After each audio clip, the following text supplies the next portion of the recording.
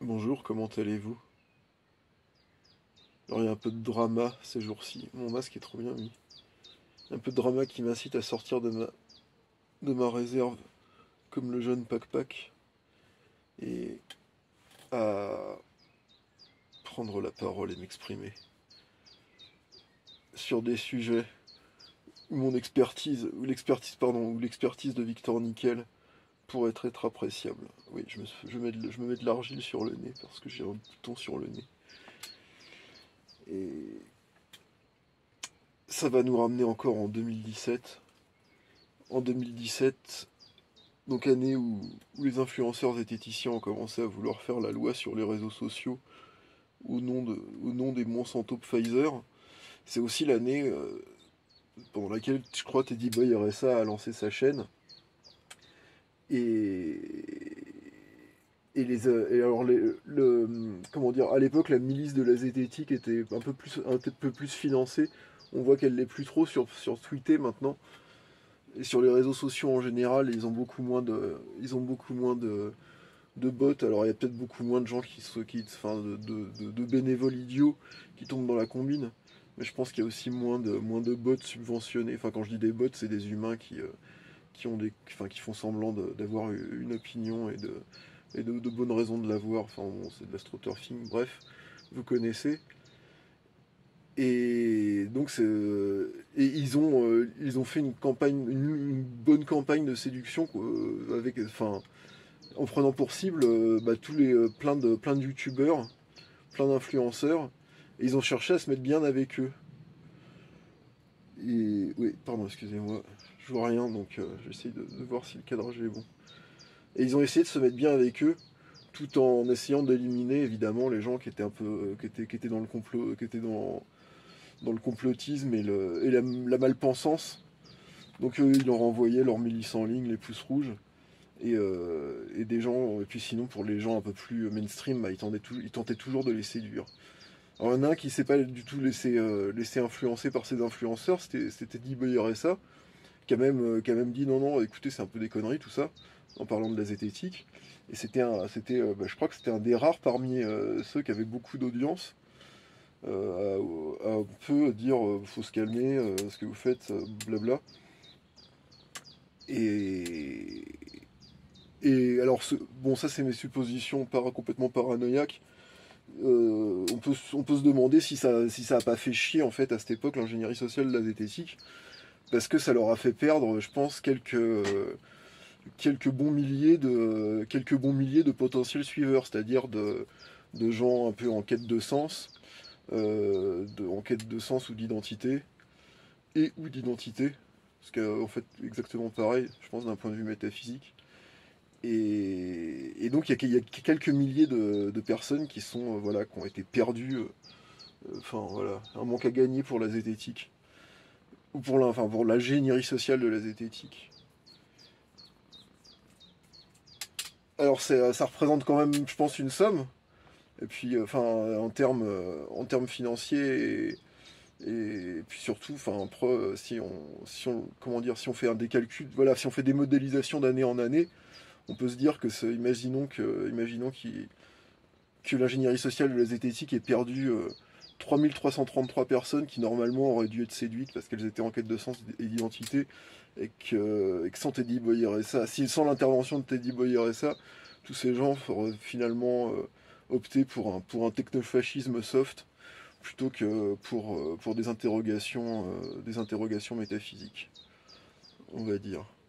Et ben ça, on modélise bien l'émission de carbone anthropique, on modélise bien les vagues épidémiques. Alors on peut bien modéliser combien d'argent ça ferait perdre aux Monsanto Pfizer et à leurs amis ce genre d'intervention de la part d'un youtubeur à qui on n'avait rien demandé, quoi. Donc enfin voilà, dans mes suppositions paranoïaques, imaginons que l'ingénierie sociale de la zététique, bah, en fait, elle est Teddy Boy RSA dans le nez. Et puis imaginons qu'elle se dise ah putain, on va bien se venger. Donc bon, je vais pas faire durer le suspense parce que j'ai pas des talents de conteur, enfin, je m'exprime très mal et j'ai aucun talent de conteur. Donc voilà, vous savez, tout le monde sait que Zioclo vient de la communauté de Teddy Boy RSA. Tout le monde sait plus ou moins qu'il fait partie de la sphère de l'influence zététicienne, puisqu'il est passé entre les mains de Renaud Evrard, donc un psychologue pseudo-sceptique, qui fait mine d'étudier le paranormal, mais il l'étudie qu'à partir du 19e siècle, donc tout ce qui est religion, voie spirituelle, pour lui ça n'existe pas. Enfin, bon, j'ai fait une vidéo à propos du clash entre lui et l'ennemi de Charbonnier, comment il s'appelle, Yves Lignon, voilà. Et je parlais aussi un peu de Zioclo, donc enfin, je détaille pas tellement plus parce qu'il n'y a pas grand chose à dire. Euh, donc, est-ce que Zioclo, en fait, serait pas un outil de l'ingénierie sociale, de la zététique pour changer Teddy Boy RSA en, en tentant de lui prendre sa place enfin, et au préalable, en décrédibilisant son travail, en tentant d'abord de décrédibiliser les gens qui font, enfin, qui sont proches de Teddy Boy RSA et qui font pas, j'allais dire du business avec lui, non, mais qui font comment dire, qui se font de la pub les uns les autres. Bref, mais non, mais c'est complètement paranoïaque, hein. Mais si c'était le cas, enfin, que ce soit le cas ou non, en tout cas, je pense que Zioclo sait très bien ce qu'il fait. Parce que en tant qu'ex-héroïnomane, alors tous les gens qui connaissaient des héroïnomanes ou qui connaissent ces milieux, moi ceux que j'ai croisés et ceux dont on m'a parlé, enfin ce qu'on m'a dit sur les junkies, donc je précise junkies à l'héros, c'est que c'est des gens à qui on peut pas, absolument pas faire confiance. Et en fait, ce que j'ai cru comprendre, c'est que dans leur état de manque, en fait, ils développent des capacités de comédie surnaturelles, enfin pas surnaturelles, mais hors du commun. Donc pour faire croire aux gens qu'ils vont décrocher et que voilà, bref. Du coup, enfin, regardez Zioclo et demandez-vous si c'est un bon manipulateur. Je pense que c'est un excellent manipulateur. Par exemple, tout à l'heure dans son émission là, avec Teddy Boy, alors c'était l'histoire avec Divisio. Oui, il arrive à caser Divisio en disant oui, mais d'ailleurs Divisio m'a dit ouais, tu peux te lâcher et tout, genre Divisio c'est son pote, alors qu'en fait il a tendu un piège à Divisio avec le sinistre Alexander Samuel, autre influenceur, autre agent de la pharma, et il dit ouais, Divisio m'a dit vas-y, tu devrais plus t'affirmer, et puis non, l'émission c'était bien, grâce à toi j'ai vendu des formations. Donc il arrive en l'espace de quelques secondes à caser, soi-disant que Divisio l'aimerait bien, finalement, qu'en plus il le conseille et que grâce à Zioclo, Divisio a vendu des formations.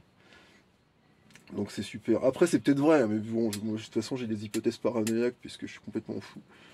Et, euh, et voilà, donc quoi d'autre? Donc oui, dans cette hypothèse délirante, mais c'est même pas peut-être conscient, hein, de la part des gens impliqués et qui décident en coulisses, parce que voilà, c'est les canulars du destin, c'est les clins d'œil du réel. Mais quoi dire d'autre? Intéressez-vous aux gens aux comptes qui soutiennent Zioclo sur les chats. Il y a peut-être des trucs, des constantes à observer. Et il va recevoir Noé Jacomet là bientôt. Je vous mets à la suite de de ce monologue farci d'hésitation. Et ben je vous mets une capture vidéo d'un échange avec Noé Jacomet où il défend Harari en disant non mais c'est non, alors Harari veut pas dire qu'on ait des algorithmes et que l'IA fera mieux que nous, alors qu'en fait c'est exactement ce que Harari dit. Donc voilà, Zioclo, putain mais donc voilà, c'est un terrible titre langagier. Et Zioclo va recevoir prochainement donc Noé Jacomet qui... voilà, en fait, l'échange que j'ai eu avec cet individu, c'était à propos de Louis Fouché, où il disait que Fouché n'avait pas compris Harari. C'était à peu près la même époque où il y avait l'action antifouchiste, où on tentait de faire passer Louis Fouché pour un dangereux nazi. Voilà, je suis sûr que j'oublie plein de choses auxquelles j'avais pensé tout à l'heure. C'est l'esprit d'escalier, c'est terrible. Euh, Oui, et puis si, ah oui, non, bah, enfin, sinon, vous avez bien vu que Zioclo, il invite les Primo Nokere, les Alexander Samuel, les Jordanix, enfin voilà, tous ces navrants larbins. Alors Jordanix, allez voir ses vidéos, hein, il a plusieurs vidéos sur le glyphosate, il en a, bon, bah, c'est au niveau des vaccins et tout, bon, voilà, hein. Bref, plutôt que de radoter, je vais appuyer sur le bouton et je vous remercie de votre attention. À bientôt.